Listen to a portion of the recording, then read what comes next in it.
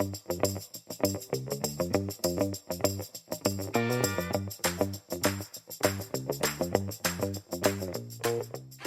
everybody. Welcome to Debra and Peter are doing a podcast, which has now been going for well over 50 episodes. I can't believe it, actually.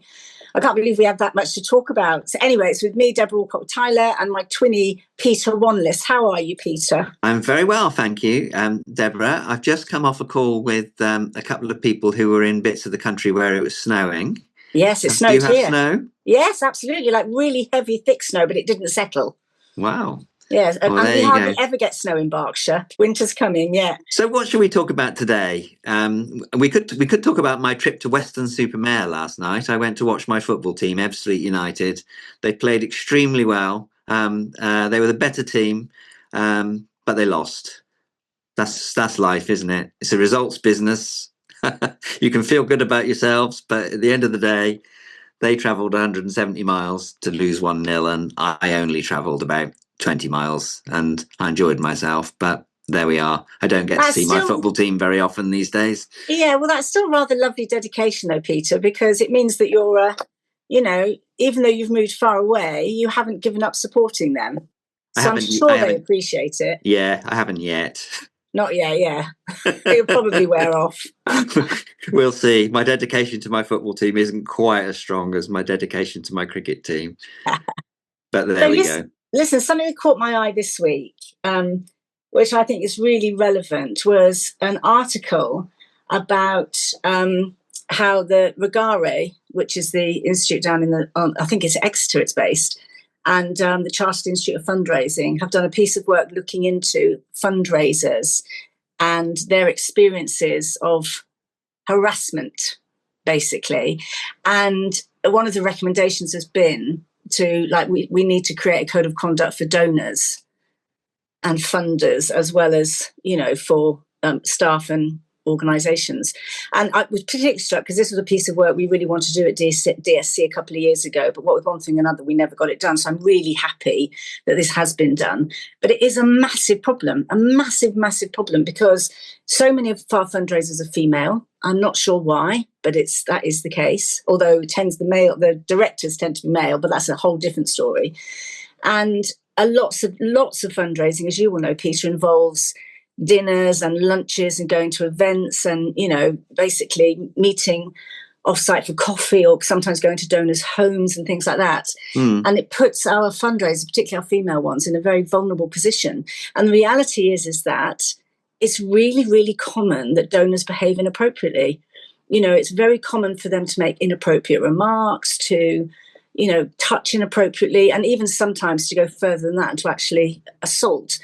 And it's not okay. But part of the problem is in our sector, fundraisers themselves tend not to raise it as an issue because they desperately want to get the money. And so you grit your teeth and you put up with all sorts because, there's 50 grand riding on this meeting that you're having with this particular donor. And so it's a very underreported, but really, really big problem in our sector. Last week, we were having the polar opposite conversation about whether people felt harassed by the fundraisers, and you were saying it's really important that we get into people's space and make a fuss, not an sexually inappropriate fuss, I hasten to add, but the dynamic between pursuing people for money because we care so much about our cause and responding to people who might not necessarily for the right reasons be interested in what we're about is a challenge. So this report was saying that it's a problem that's rife. Yes, absolutely. I mean, it was a relatively small survey group. Only 212 people completed it. The others were desperately out trying to raise money, But actually, over 52% said that they had felt mentally or physically unsafe while dealing with donors. And of those, about 88% said it happened more than once. And I've experienced it myself, Peter, is the honest truth. Yeah. No, well, I know fundraisers who have experienced this, and we've talked really carefully about how and what to do about it. I mean, you can't have it both ways, can you? In that lots of donors and supporters will be very clear and confident and at some point a bit kind of edgy about, we are the charity, you are nothing without us. And I do kind of, I believe that some of our bigger charities, we are a movement of all sorts of volunteers, of people who are giving their time and money extremely generously, and those who are employed in the middle are administrative functionaries who are connecting those incredibly generous people up with the beneficiaries that they're seeking to help. But if they want to be such a core part of what the organisation is and stands for, then it stands to reason, doesn't it, that they must abide by the values and the behaviours of that organisation. Absolutely. Which will not be the kind of behaviours you've been describing. Well, absolutely. But there's a real difference between what ought to happen in principle and what happens in reality. I mean, when I was in that particular situation, I wanted the money. So I just, gritted my teeth and dealt with it. And I never complained about it when I got back, because it was just a really, really significant sum of money that we needed for the charity. This was a charity that it wasn't what I was working for. And so I really understand it. I understand why it's so underreported, because the fundraisers are put in a position where they've got targets to meet. But it's not even just about the target. That £10,000 is going to help a child in some way, shape or form, or that £10,000 is going to contribute towards a bed in a hospice, or whatever the thing happens to be. And so you're, as fundraisers, you're so connected to the cause and the end result of the money you've raised that it makes it really, really difficult to complain or make a fuss or stuff like that. And it is hard to do. And I absolutely understand it, because the absolute right thing is, if you harass us, we will not accept your money. Except that, that not accepting the money, we've had similar conversations before, not accepting the money means the beneficiary might suffer. It's really, really difficult in real life to deal with. You've leapt to a few steps there, because what you're also describing is a difficult, imbalanced power dynamic and a difficulty in being open and transparent. I mean, one would hope and expect that the first step would be that the behaviour would be challenged, if not by the individual at that moment, with institutional help or support subsequent to the moment, so that one could get to the bottom of whether the behaviour is utterly inappropriate and a fundamental characteristic of that individual, and therefore you don't want or need to be anywhere near them, or something which they've misunderstood, misread the signs. I'm not forgiving this behaviour for a minute, but there are old-fashioned behaviours which, when they are pointed out to people, they will adjust their behaviour. So I'm struggling a bit to put the counter case here. Yes, but nevertheless, you are. So stop struggling, because the reality is this, this old-fashioned behaviour. It doesn't matter how old you are. No. You know the difference between appropriate behaviour with another individual and inappropriate behaviour. So it's not, in my day we used to be able to squeeze the girls around the waist. That's bullshit. That's never been acceptable. It's just some men convince themselves that it's been acceptable, and that times have changed, and and it's got sod all to do with times have changed. Basic respect for other human beings exists anyway.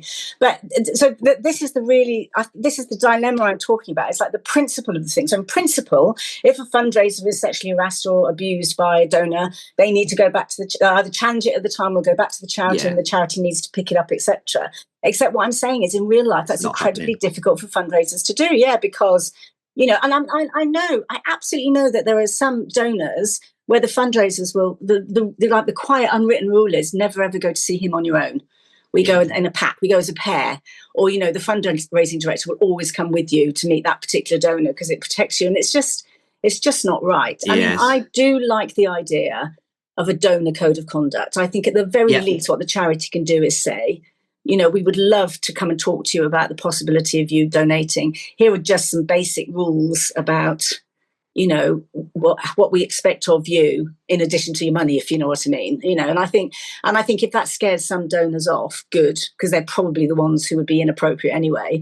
And I think most would accept it and understand it. So I do think that's a good step forward. Yeah, I agree. And I think that would help sharpen the thinking as well about what is appropriate and what is inappropriate personalization of the Yeah. relationship between the charity and the donor, because I can Yeah. definitely think of donors who I've worked with who we have known respond very much better to men of a certain age, because they assume, or in their worldview, that they have an authority, and a bit like the removal man we talked about on a previous podcast, who would only talk to me and wouldn't talk to Becky, even though she was organising all the work and paying him.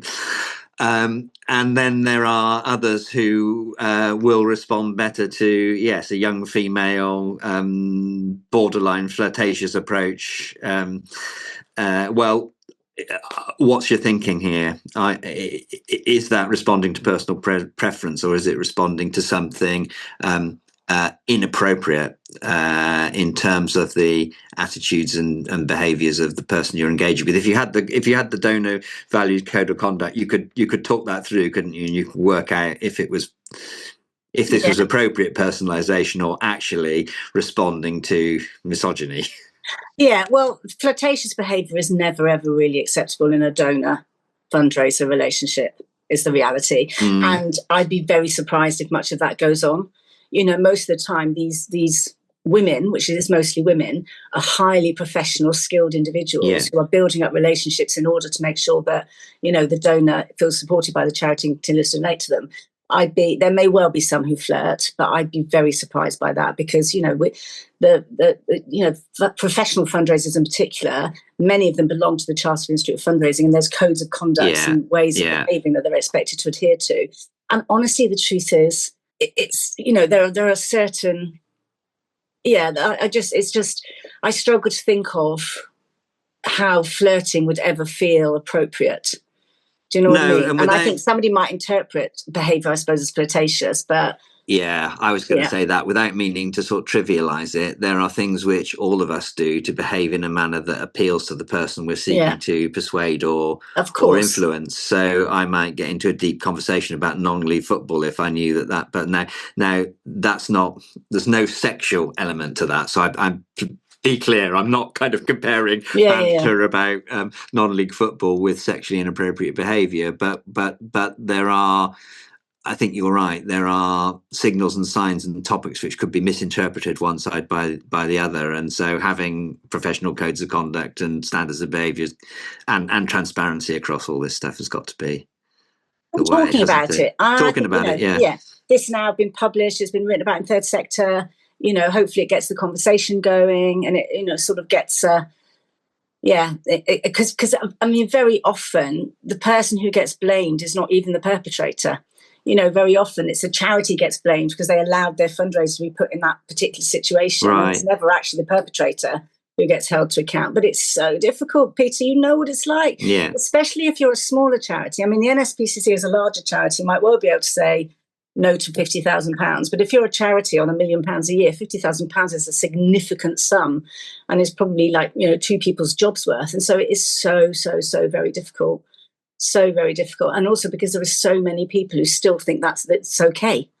But, even in this day and age, they think they can get away with it. And it's, and sometimes it's absolutely outrageous. I mean, when it happened to me, this was a very senior, extremely wealthy individual who was fondling me, literally fondling my breasts and my bum. You know what I mean? It was a horrible, difficult situation to get out of and to deal with at the time. That's terrible. Oh, it's terrible. But listen, I'm not the only person it's happened to. That's the point I'm making, Peter. It's like, so many of our brilliant fundraisers who, as far as I'm concerned, are professional and extremely good at their jobs, get put in those situations far too often. And as it says in the report, 88% of those who said it happened to them said it happened to them more than once.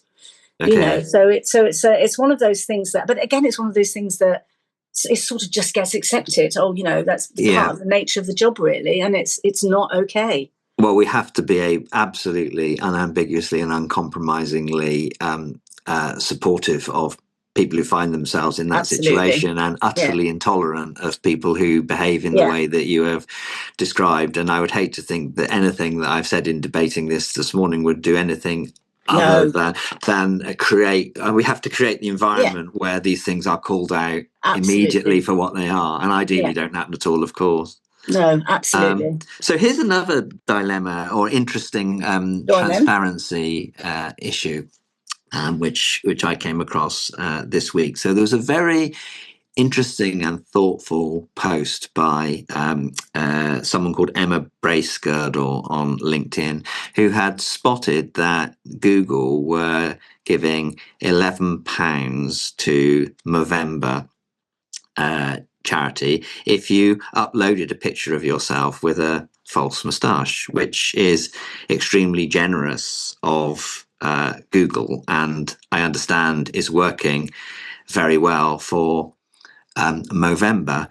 But she observed that a consequence of you sharing your picture in this way is that Google have then got your picture, which they can then use to train their AI products, and that this was not abundantly clear. In fact, it wasn't clear at all in the approach that was being made. So there's a great kind of fun, and she was apologetic in her tone about this, because we all love and respect and support Movember, and the idea of Google giving £11 per picture is wonderful, and a bit like the conversations we've just had, no one wants to get in the way of charitable giving because of the impact and the difference it can make, and in some ways it's imaginative, but there. And Google subsequently in Movember, in the conversation underneath Emma's post, acknowledged that their privacy notice was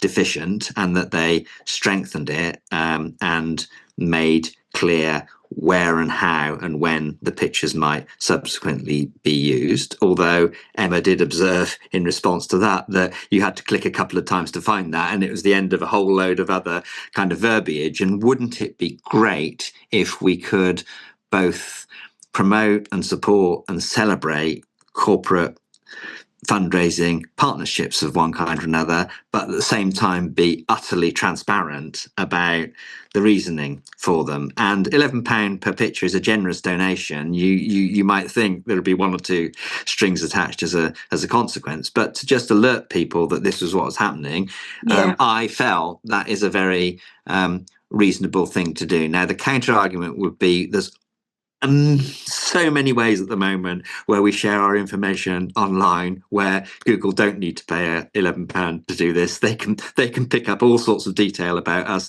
as a consequence of all sorts of other things we're doing online. So we shouldn't berate them in particular, because they're the ones who've chosen to monetize this rather generously for a very good cause at a topical time. On the other hand, if you don't talk about these things, if you don't raise the issue, then when do we get a chance to debate what's appropriate behaviour? I would say, Peter, they're not doing it generously. Apologies to Google, because they're a business. And so what they're basically doing is they're paying £11 for data, but you just don't realise that they're not actually paying you for your data. They're paying a charity to make it feel easier for you to share your data, because it won't just be the image. You know, the image that's shared will also have all sorts of attachments to it. They give a lot of information about who you are and what you're interested in and stuff like that, I assume. So Google are doing it out of pure self-interest. It's not about generosity towards charity. Now, the Movember cause is benefiting from that, obviously. And we know that. We know that this happens a lot in corporate giving, where the corporate, where the company involved is not giving out of the goodness of its heart. It's giving because it's good for their business, because it, attracts more customers in, or what have you. I don't blame Movember for taking it. I think Movember have a responsibility to make the point that, by the way, your data will be used. So if the Google isn't doing it, then Movember need to make it clear that that's what's happening. Somebody needs to tell the truth to people, because we shouldn't. Our data is not supposed to be shared without our permission. And to say it's to hide it in the terms and conditions, that's just pathetic, isn't it, Peter? So it does make me really angry. Actually, what makes me even angrier is when companies come on television programs and hold up checks, for £150,000, from, say, or whatever the company is, from a supermarket to whatever the charity is. And that money hasn't actually come from the supermarket or the business at all. It's been raised. It's the amount that was raised from customers and staff. And I absolutely hate the way they take the credit for it. It really annoys me. But on the other hand, this is one of the compromises we have to make in our sector, is we have to suck up some really not great behaviour to get money for our cause. And somehow this just got to change. And again, but I'm not naive about it. It's like businesses donate because it's good for their businesses, and that's okay. If we're going to benefit from it as well, it just needs to be transparent and open, and not this sort of hidden stuff. You can't raise that money without access to the company's customers and all the rest of it. So I don't sort of criticize them that in a way. It's about how you describe where the money's come from. I agree. I think if I'm trying to be supportive of Google, they didn't have to pay this money at this time. As I say, there are plenty of other ways in which all sorts of impenetrable notices. But they're a business, Peter. If they didn't have to, they wouldn't. They absolutely wouldn't. There's a business case behind this because they know that they will get the information that they want. So it's not being done out of the generosity of the heart. Because if it was, they would say, we're just going to give you, if you upload your image, we're not going to keep the data. Yeah. Your data's totally safe. So if they could have found it other ways without spending £11 per picture, they bloody well would have. Or at minimum, there's more than one winner here, and it's not at all clear that anyone's winning other than the good cause in the way in which this was first communicated. Anyway, I think fair play to Emma for raising it and raising it in such a diplomatic and reasonable way, because it's hard for exactly the reason why Google are associating themselves with this cause at this time. It feels particularly kind of disloyal to charitable giving to be calling out something which could have been so much better at this particular moment in time. But did you somebody has to say it, Peter, don't they? That's the point. Yeah. If we don't call out this behaviour or this sort of activity, it will never, ever, ever change. And I remember when we first started publishing information about trusts and foundations years ago, we used to be inundated with letters from solicitors threatening, to take us to court if we didn't remove the information about that particular funder from our funding guides. And we totally ignored it, of course, because it was all public domain. So, so sometimes you've got to, so we just ploughed on anyway, even though the funding community absolutely hated us doing it at the time, because they felt that it was nobody's business but theirs, and we're going to suddenly be inundated with hundreds of thousands of, applicants for our money. But we persisted because transparency is so critical. And I think that with this sort of thing, the more we talk about it, the more the raise we issue, the more we give examples like this one. So I think it's a brilliant topic to have raised, Peter. The more companies themselves become aware of, the issues, and perhaps and the companies are run by decent human beings, and very often the decent human being will suddenly go, "Oh shit, I've not thought of it like that." So anyway. And did you watch Celebrity Traitors? Absolutely, of course. And what was your view? Because there was a raging debate there, wasn't there, about how the charities were being used in relation to that program. So every celebrity was playing for a charity, but they never. So the program got all the reflected glory of these people playing for unspecified charities, but the charities were never mentioned until right at the end, when Alan Carr was asked who he was raising for, and it was Neuroblastoma UK, who've done extremely well. Great, well done to them.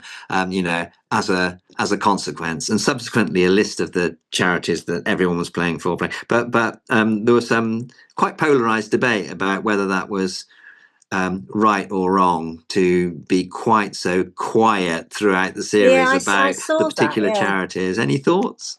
Well, firstly, they may not have been quiet about their charities, because don't forget they're filmed all day, and we see an edited programme of about an hour, don't we? So they may well have been talking about their charities to each other during the day. So we don't know that they didn't. But that wasn't chosen to be filmed. What do I think about it? I mean, there was clearly an editorial decision not to mention them, because when each one exited, they could have said just as one extra question, and who were you and who you were playing for, and you'd got some awareness. And I know the BBC are a bit they have all sorts of rules about this, don't they? So you always have at the end, they very, very rarely mention individial charities for some misplaced reason. Some absolutely bonkers reason. There's a competition policy or something. Well, I can understand, because one of the arguments, wasn't it, against naming the charities was that, the players might say, like, well, we can't get rid of Peter because, he's campaigning for children, without lungs or something. Do you know what I mean? It's like, so it might have affected the gameplay. Although I think that would have been quite interesting anyway. I think it was a massive missed opportunity for the BBC and for the charities involved, to be perfectly honest. I think, to do it and let them talk about it and then just see what happened would be perfectly okay. And it's also, it's like, it's not as if they're promoting a company or as if they're being paid to promote this particular charity. Do you know what I mean? So if I was pushed to it, I'd be on the side of talk about the charities and let it. And if you don't show the celebrities talking about it, at the very least, in the credits, you could put, XYZ is supporting this particular charity. Yeah. I especially as we've got to know the celebrities through the programme and as they exit, just to hear a little bit about what is it that made them make that choice, I think would have been would have been nice. Having been a bit kind of negative about the BBC there, we can't sort of let Children in Need go by without, I guess, thanking the BBC for, what was it, £45 million raised. Slightly over 45 million. Incredible. And again, there's been some interesting comments about Sarah Cox and her 7.6 million, I think. No, I think it was nearer 9 in the end. I mean, that's just incredible. One individual just running a marathon for 3 days or however many days it was, raising all that money. It's just, I tend to get quite cynical about celebrities doing stuff, because I'm like, who's it benefiting really? But I have to say, all credit. My God, that's a phenomenal amount of money. Well, it was. You could argue it was all about her rather than all about the children, because there was all this kind of personal endeavour and pain and everything. But people were incredibly invested in her and what she was doing. And maybe there's a lesson there about how to do excellent fundraising that we do keep coming back to. It's all about the cause. It's all about the cause. Well, it is about the cause, but it's also about what's associated with the cause, and otherwise why would people sit in bathfuls of baked beans or face the Somerset County Cricket Club bowling and risk being hit on the head, as I did, in order to raise money for Childline one year. We're a funny nation, aren't we? There's a lot of cognitive dissonance that goes on. But I think, from the point of view of the BBC, Children in Need, they couldn't care less what motivated people to give. They gave. And that's what they were giving to support Sarah or giving to support BBC. The net effect is they've got all that money. So, I think the cause does make a difference. I mean, if she'd been running for Morrison's, for example, I doubt very much if she'd have raised. Well, she had the whole full weight of the BBC publicity machine behind her. Exactly, behind you. Exactly. So, they do a great job, and good on them. Now, the other thing that we've been doing in wittering away about, is that a sexist term, wittering? It's the sort of thing that you would say about a woman and you wouldn't say about a man. But I think I have been wittering. As we have been discussing in great depth these fundraising issues, what we haven't been doing is talking about tax. And Jack Matthews, who is a loyal listener to the podcast and is a assistant director of fundraising at Mind, encouraged us to talk about tax and what the implications might be for charities in the forthcoming budget. Now, conveniently, next week, the week of the budget, we're having a week off. Is this good because timing. We are ignorant when it comes to the tax system and charities? Are there any reflections you'd like to offer, Jack, on payroll giving, charitable giving, inheritance tax? Well, they wouldn't be desperately well informed, dear Jack, I have to say. But so with payroll giving, all I would say is it's not promoted nearly enough. Organisations don't talk about it. The government doesn't talk about it. It's not pushed. And I think that payroll giving can be quite an effective way for individuals to contribute a little bit. It's a bit like, isn't it, when you shop at a supermarket and it says, do you want to donate 50p to the RSPCA or whatever? So I think payroll giving is a jolly good thing, but we just don't talk about it and promote it enough. So we need some welly behind that, I think, would really help. Just while you're on that one, there's Yeah. there's some talk about salary sacrifice for pensions being made significantly less generous in the budget to come. And if that happened, it would be there could be some interesting dynamic effects from people switching money that was previously going into their pension and not being taxed to switch into payroll giving and not be taxed. Now it's not as personally beneficial because the money's going to the charity rather than your pension, but it's not going to the government. Yeah. And so that may be an interesting dynamic effect of that change. We'll see. Yeah, that's a good point. Actually, I hadn't looked at it like that. Yeah, that's possible. Although we don't know what she's going to do we? Stuff comes out and No. And what were the other things Jack was talking about? Inheritance tax. If you leave 10% of your estate at the moment to charity, you pay a lower rate of inheritance tax. And again, if she brings the amount, if she changes the amounts that you can get tax-free in inheritance tax to be less generous, the dynamic effect of how that interplays with the regime for charitable giving at the moment, that could, if my sense is that no one in government really understands or thinks about charities. So in both these cases, I'm pondering that because they won't listen to this podcast or think about charities, there could be a couple of places in the tax system where charitable giving becomes a little bit more likely because people can't benefit themselves quite as much and would rather benefit a charity than benefit the government. Although what's interesting from a government perspective is and it just goes to your point, Peter, is that government largely doesn't understand the significance of the charitable sector on the fiscal economy, because money that goes to charity is paying to support people, environments, animals that otherwise would have to be paid for by the state.